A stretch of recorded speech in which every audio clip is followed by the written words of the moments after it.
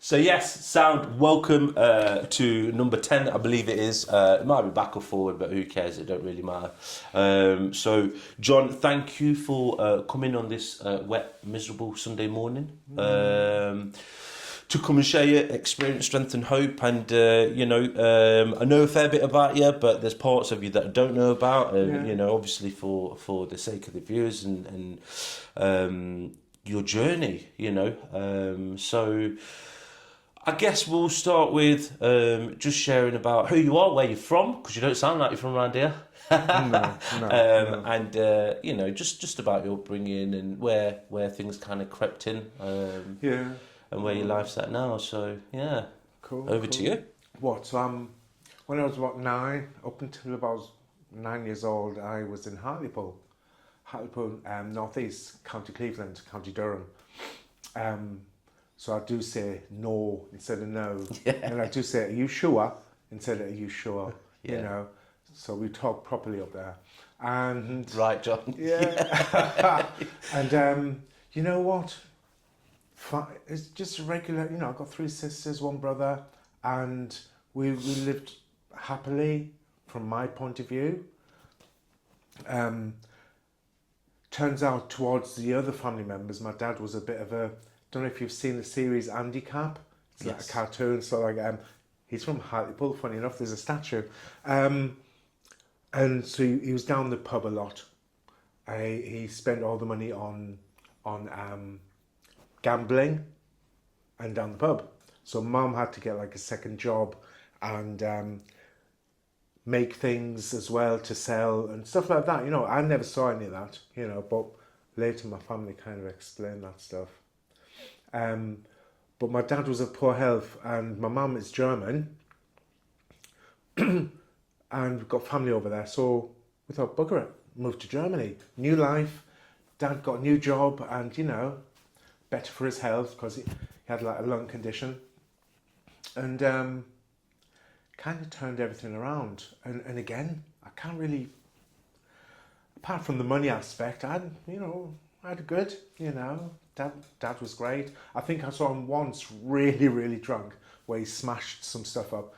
But apart from that, he didn't really drink or anything, great life. And I think the isolation started there, roundabout. So I was isolated from my family. In Germany, I stayed out of school for 6 months or a year to learn German. They thought it was better that we moved to a different country, we learned the language, so I stayed out of school and stuff and didn't really feel a part of them, and I was in the, I remember I was in the first class I went to, it was all little children and I was sat on one of those, those inky dinky chairs and I felt like a right twat, but I was always like older than the other children, so I wasn't quite, didn't quite belong. And again, so in Germany it was like if I started arguing with people it was like, oh you British whatever, and then when I'd speak with English people it's, oh you German, so I never kind of got that belonging, I guess, school's okay. I trained in central heating and air conditioning. Right. In Germany. Oh. Zentralheizung, Lüftungsbauer. Just sure enough, I still know a bit German. Tweak my reviews, yeah. Well, you know what? But I was really bad at it. I passed, but I was really bad at it. And so when I was about 19, again, drug-free, although when I was about 14 or 15, I remember, went to a friend's house, their parents were gone, bottle of Pernod, I love Pernod, and I drank the bottle, and everyone else had like a little bit of whatever, and I had a bottle of Pernod, 3/4, sorry, it was that access to excess thing, just kind of, whenever I touched something, I did it to excess. I didn't drink loads, but when I did, that's what happened. Even with my best mates though, we'd go to the nightclub, we'd stick with with milkshake. You know, we were the odd ones out. We'd dance the whole night. But I'd have milkshake. He'd have milkshake. So again, I wasn't into that stuff. I've not had a spliff or anything like that. I was just and hip hop. And you know, I loved hip hop. You know, Public Enemy and Run DMC, all that stuff. Curtis Blow. This is late 80s, early 90s. Yeah. Aye, Silver Bullet. You know, all that stuff. You know, bit of Caveman, and start smoking weed. And again, that ego is like, have you smoked? Yeah, I've smoked weed. Of course I have, man. You know, whitey. You know, but it got me into habit drinking spliffs, and then I kind of started on to. Don't get me wrong, I'd always have work in Newbury.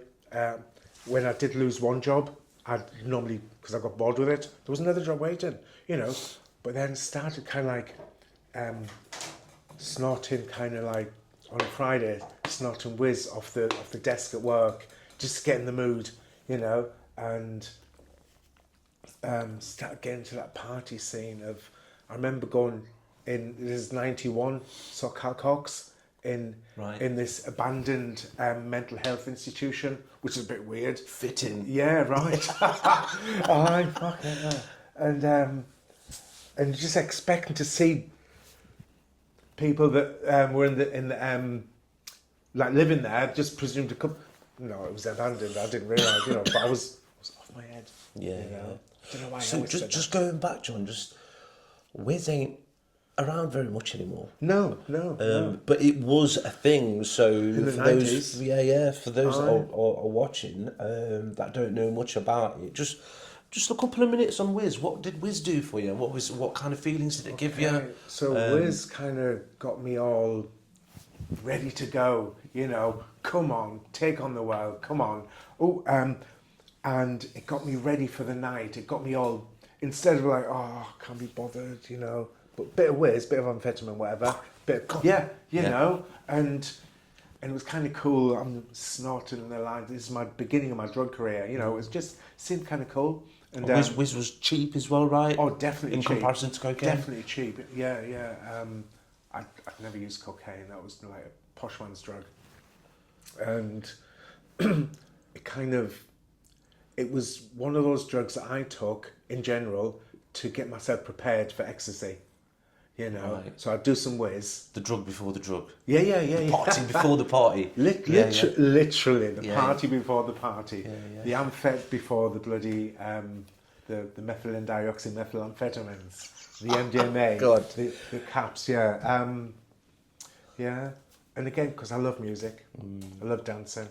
You know, I wanted to be a dancer when I was younger, but my dad was very kind of strict. He was like, don't be a dancer. That is not a bloody job. Give your head a wobble. That's how I got into the central heating and air conditioning. Oh. You know, you need a proper job. Don't be so daft. Dancing, plumbing. Yeah. Aye. It's not plumbing. Okay, sorry. And so yeah. Rave scene. Rave scene. Come on to the rave scene. Oh God, it just took me. You know, people say to me like, "Oh, what's it like doing an E and stuff?" It's like, you know what? It's like kind of having sex on the dance floor and loving everyone. You know, just that total compassion and empathy. If it's all amplified and yeah. And you're there. I could see you. You're there, aren't you? Yeah. I was in the car yesterday or the day before, thinking, and it's like all that energy was put into understanding the music. That's how it felt, you know, and just totally there. Yeah. Speaking to someone no more than a week ago, and we just shared a couple of minutes on the rave scene and the substances that came with it, and you mentioned a few more that I can't even pronounce properly. So maybe if we have time to just shed a bit of light on that. But the 80s and 90s, even a little bit before that, that rave scene was massive. People don't understand, for the younger generation now, they don't really understand how big that rave scene was and how much the drug culture, substance use culture was part of it. Do you know what I mean? Because at that time, we didn't have, I mean, I didn't really hit the rave scene. We just went clubbing. We just got missed smashed out. and went clubbing. You missed out. You know, but in terms of that, at that time and period, you know, I was close enough to it to see people that was affected by it. Because not only that, let's have it right, John, we didn't have, or, you know, you guys didn't have social media and different outlets and different things to be doing, and it was sort of like you work all week and you've got a rave, a DIY rave. Oh God, Did you do the DIY I've done raves? DIY. And Right. I've done what they called, the main ones I went to. Can't think what they're called. Spiral Tribe. Right, okay, You yeah, know, yeah. and I went to Lechlade. I went to some of the. This is the thing, you know. Come 8 o'clock at night. Sorry, but 8 o'clock at night, there's like. You're at the pub, there's like 8 cars waiting for a call, you know. Where we going and to? Yeah, you yeah. get the call, and we haven't got a clue where we're going. Go down that direction, cool. So we're driving down that direction, but somewhere in the countryside, you come to a junction, there's like 8, 9, 10 cars coming from there. There's some cars coming from there, there's some cars coming, it's like, so you all stop and do you know where it is? Do you know where it is? Everyone's already done a bit of amphetamines, you know. Some are pilled up, and it's just it's already a vibe, you know. And then you can see the lights in the distance, you know, and you can start to hear it, and yeah, it was illegal, obviously illegal raves. Yeah. So it was there was a bloody Prodigy album where in the leaflet, what's in the CDs, there's like it's like a crevice on that side. Is all the civilized rat race, police, and then on this side it's all the party, the speakers, and putting his fingers up to the rat race. Yeah, and that's how it was. You know, everyone was just out to have a good time. You know, the one called Love Doves for no reason. What were them drugs? So it was ecstasies, that was kind of almost Ecstasy. like a staple diet at raves, Yeah, right? yeah. What other drugs did you just mention before that? Is it methamphetamine? Oh, or no. No? Methylene dioxymethylamphetamine, MDMA. Oh, of course, Methylene sorry, yeah. dioxymethylamphetamine. And I was just being a smart ass. You was, John, you was. You spun me out. But yeah. this is the thing as well. When I was 19 or something, 18, 19, 20, just getting into the drugs, I used to buy all the literature about drugs. And I used to read it up. I wanted to know what I was doing, how much I could take, what's the regular bloody LSD dose, and stuff like that. I just wanted to know this stuff because I was just really interested. So yeah, my first proper pill was in, and you know what? In some of the fellowships they say your worst day clean is better than your best day using. Fact is, I've had some bloody great times. You know, I've had some good times, the ones I can remember. So if you remember the 90s, you weren't there.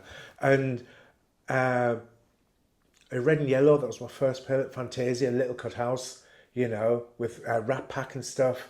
Just, yeah, I think that's what really set me off into that scene.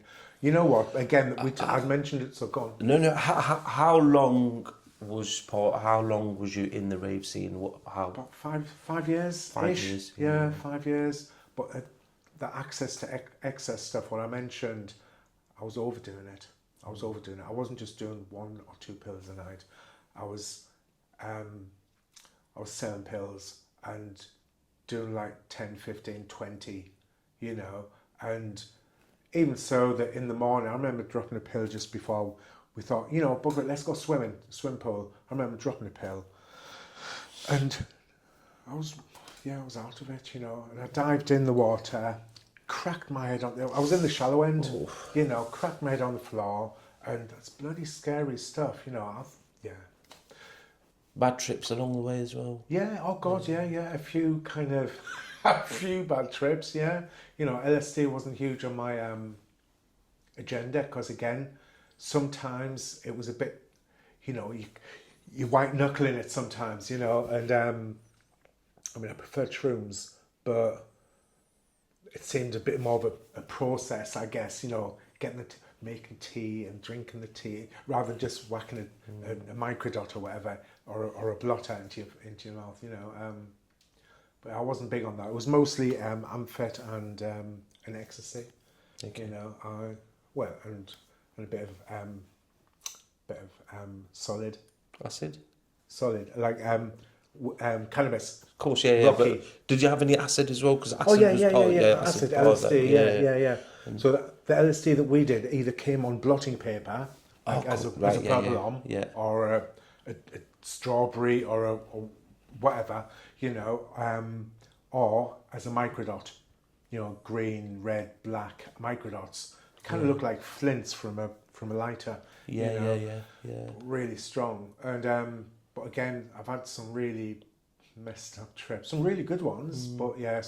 But I was out of control. It wasn't quite my. And I've had a few friends that kind of messed up on acid, and it wasn't nice to see.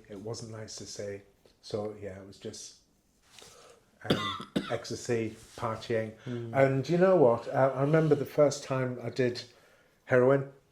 Okay.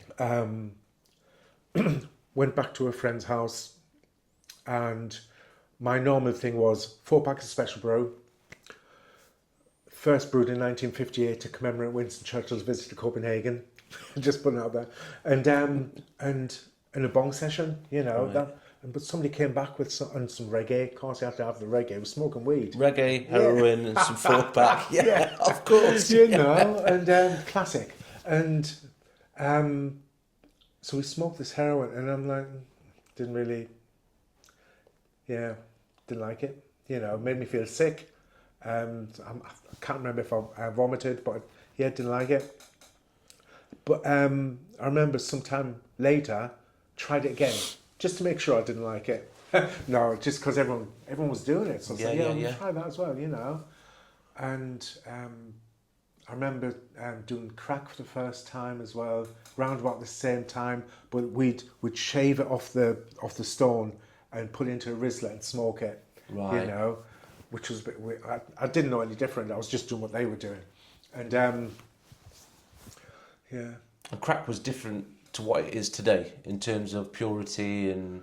Well, what I'll get to that bit in a minute. Because I used to rewash it. Okay. So to make it really pure. Okay. And it's a really simple process. But yeah, it just, cause I was fed up with just all the crappy stuff, you know. So yeah. But you know what? I tried so often to get clean. I knew by the time I used to take heroin initially so I could work longer.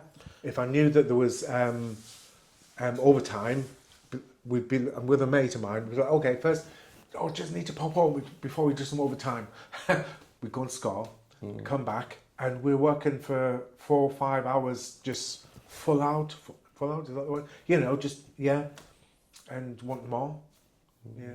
And that's So, you know, before you asked for help, before you started seeking help, obviously there must have been a point, something must have happened to you, John, where, or you had that, you know, people describe it as internal death or spiritual decay, or, you know, where did it take you? Where did these substances take you, John, for you to say, I'm done now? For me, it was more sick and tired of being sick and tired.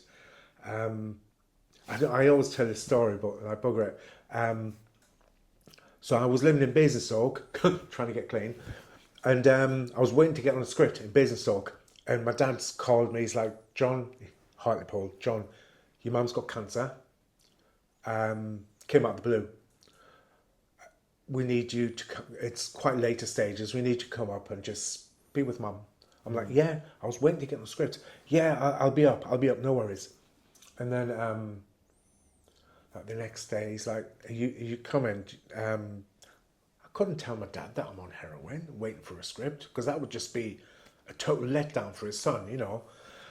They bloody knew that there was, you know, because I tried to get clean up north as well. But he's called me. It's like, yeah, of course, yeah, I'm going to come up. Within the next couple of days, I'm coming up. Then he called me about 3, depending on what day it is. The story changes, but he called me 3 or 4 days in a row. And the last time he called me, he's like, "Oh, your mum's passed away, John. You know, can you just make sure you can get up here?" Funny enough, 2 days later, I got scripted, you know, and I went up. And again, it was all about me, you know, 4-pack of special brew by the church, was all about me getting wasted. Because I did not know how to handle my feelings. I did not know how to cope. And I always used substances to hide or mask my feelings. And because I didn't know any different from the age of 18, whatever, that's how I kind of learned how to do that stuff, you know. And so I tried to stop many times. Since I started doing heroin, I tried to stop because I knew it wasn't right, you know. And so again, I moved up north, tried to get clean with my dad. My dad is in a wheelchair by this time, you know. So I'd kind of take care of my dad. He'd give me money, and I'd take money. You know, he'd be in hospital. I'd take his bank card. Manipulate all the lies. Sorry? Manipulate, you know, just as you do. Totally. And I've got a lot of guilt around. Well, I had a lot of guilt around that. I've made my peace with it. You know, we're not responsible for our disease. We're responsible for our recovery. You know, and it's when we start to take responsibility, that's when recovery starts. And I started taking responsibility. I came down south because I needed to get away again to Newbury, and went to move in with a friend, and I twisted my ankle so I couldn't work. And she's like, "Well, you can't, I need that money coming in." So I went into a homeless hostel, and that's where it literally all kind of changed.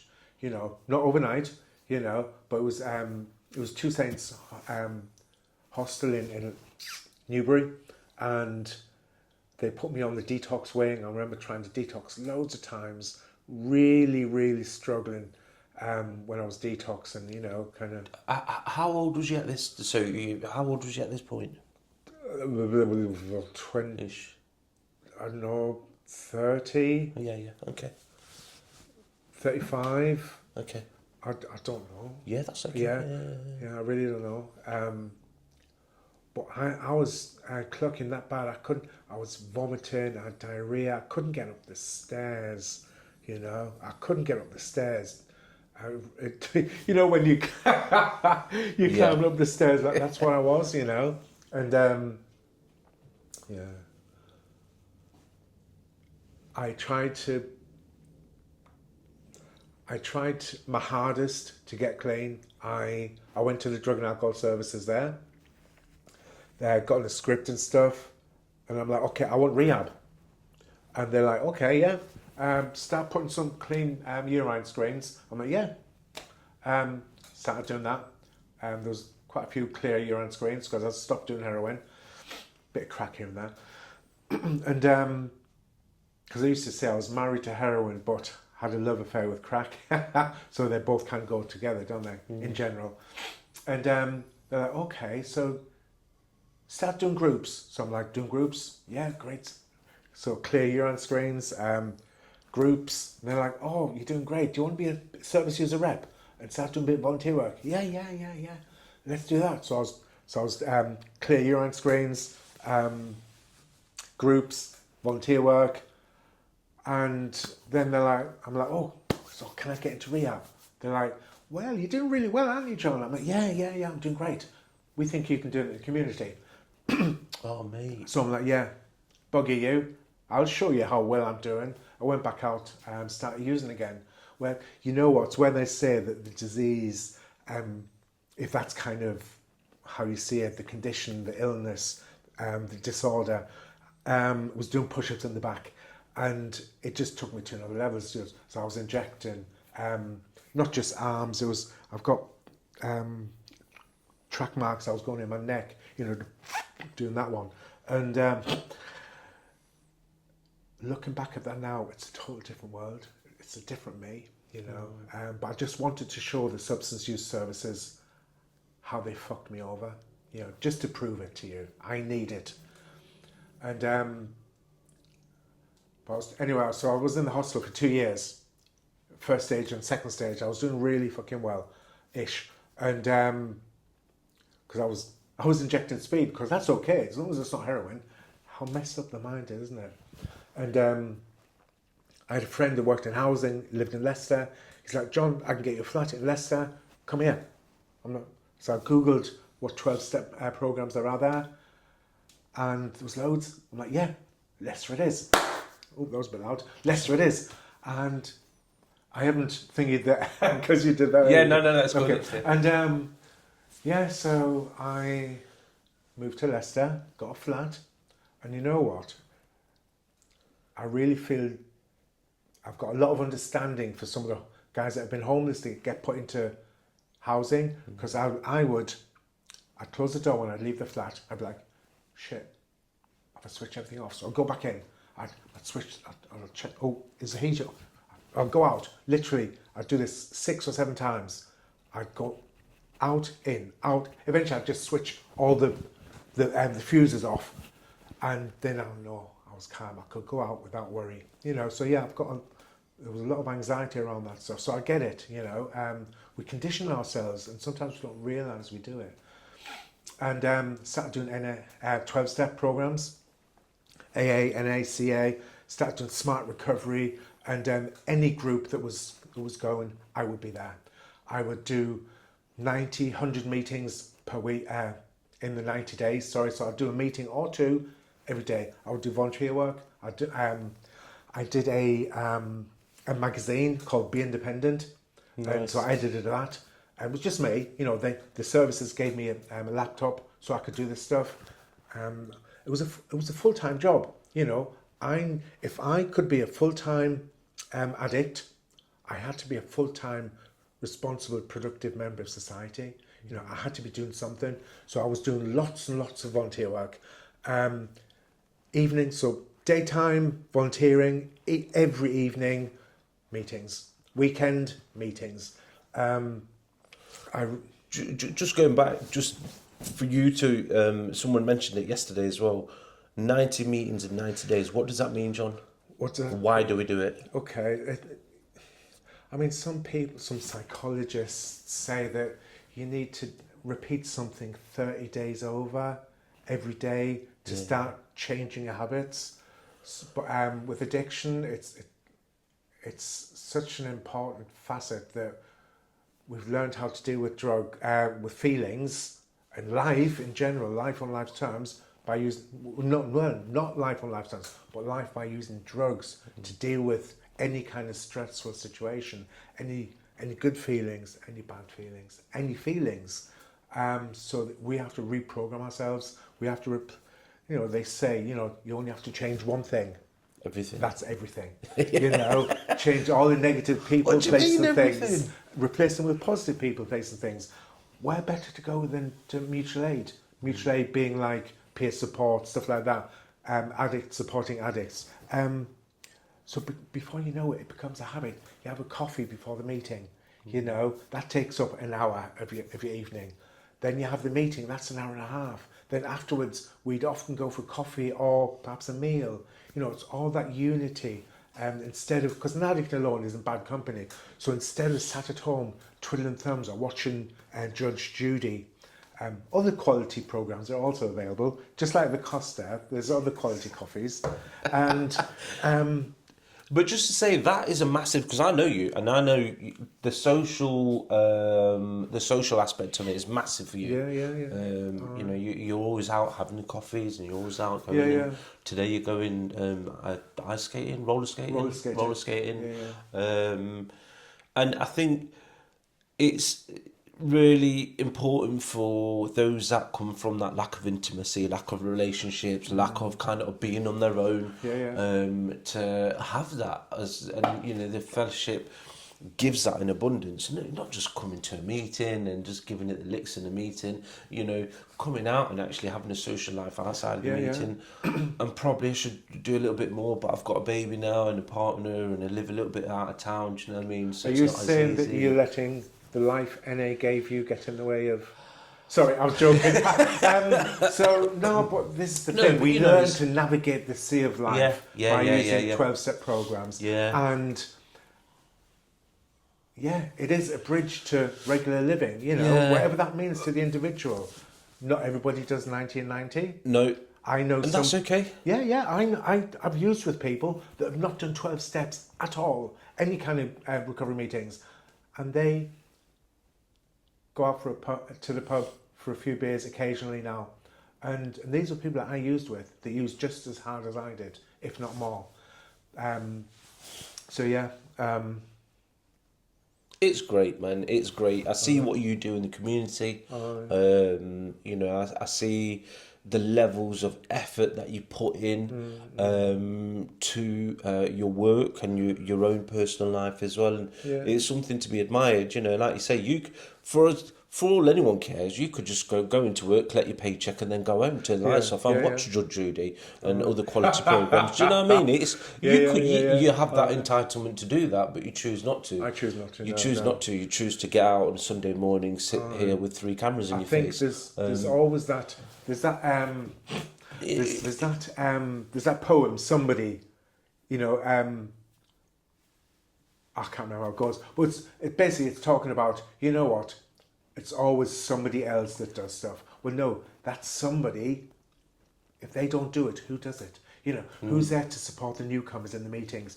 I mean, even the bloody recovery festival, the recovery month, recovery week. It was the police that asked me to start it with them. You know, so I was the inaugural member of that. We'll dip them pictures in. John gave us some pictures, but I'm struggling with this TV, so we'll slip them pictures in of the recovery walk and stuff that you do. You know what? This wasn't on purpose, but I was there when we bought the first T-shirt printing machines. You know, so this I was doing all this stuff because I needed to change my way of life, and all I knew was I'm a kind of all or nothing kind of person.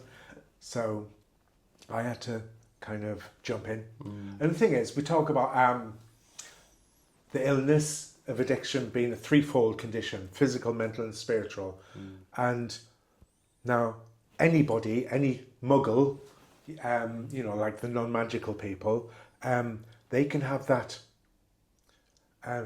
spiritual malady part, you know, just those feelings of selfless, being selfish, lacking courage, feeling lesser than and not good enough, imposter syndrome. There's a hole in the soul. There's something missing in my life. I can't quite put my finger on. The whole world can suffer with that, and does, you know. But it's addicts. They have that physical compulsion and the mental obsession stuff. Yeah. Yeah. No, it's great. So, John, just just share a little bit about the photos that we were going to show. You know where your life's at now. You know, I know you don't shout out about it, but I'm put you on the spot now. How many years clean are you now? 13 years and 10 months. Well done. 13 years. That's Thank massive. you. Yeah. Do you know what I mean? 13 years staying away from substances after being held in addiction for how long? I don't know, 15, Equally. 20 years, 15 Yeah. years, yeah. So that's the thing though, you know, an addict's normal state of thinking is to anaesthetise oneself with drugs or behaviours. In my case it was drugs, you know, and so it's an abnormal state not to use drugs when life hits me. You know, so we're the fortunate ones. We are the fortunate ones. Not everybody gets to suffer with life stuff. You know, there's been a lot of people that I know. I nearly said I've lost a lot of friends. No, it's not about me. They have lost their lives. Their loved ones and families have lost their lives, all due to addiction and the side effects. Some of what comes along with addiction. Sadly, a lot of people have taken their own lives. You know. But you know what? One of the pictures is with my 3 sisters and my brother. I organised this little get together with my brother's ashes. My family wouldn't have trusted me back in those days with anything, because it was always anything I would do would be a guise to get money or do something from, you know. So to then front saying goodbye to my brother. Yeah, so we poured his ashes in the sea at Seaton Carew. So now every time I go to Hartlepool, Sea Cruise like the beach next to it. Right, okay. I go there and just have a bit of a spiritual moment, and it's really cathartic. Yeah, it's really nice. That's really, amazing. really nice. Yeah. And you travel the world now, you see different places, you're a free spirit, you've got a massive support network, and you've got others that you support.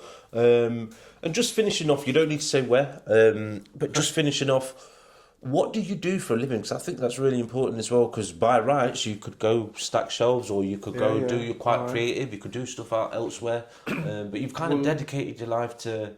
I work with statutory substance use services. So people that are addicted to heroin, we offer scripts, psychosocial interventions. People that are not addicted, we offer detox and rehab pathways.